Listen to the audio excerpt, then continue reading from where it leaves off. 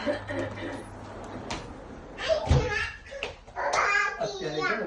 કશું વિચારાય નહીં. તમને મેં કીધું ને એટલું વિચારે તો એટલું સર્ટિફિકેટ લઈ લેવાય ને તમે કામ ચાલુ કરી દેવાય. કામ ચાલુ કરજો ને તમે કંપનીમાં કોઈ વસ્તુ તમને મળી જાય પછી નિયમો તો બદલાતા રહેવો પડે.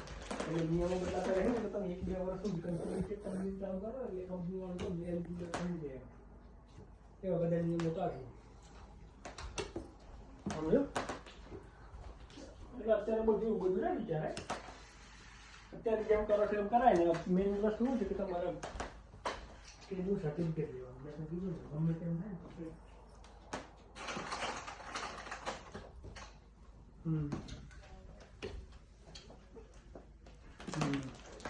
ટાઈમ પાસ નહીં કરવાનું. સમજો હવે 3 વર્ષ છે ને એ તમારા ઘરમાં બેઠા બેઠા ટાઈમ પાસ કરો ને તો ગયા કરવાનું.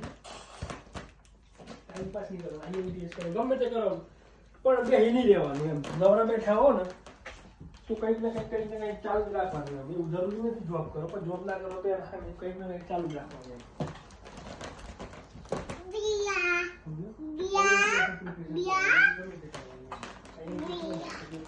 ચલો 499 થતું બરાબર.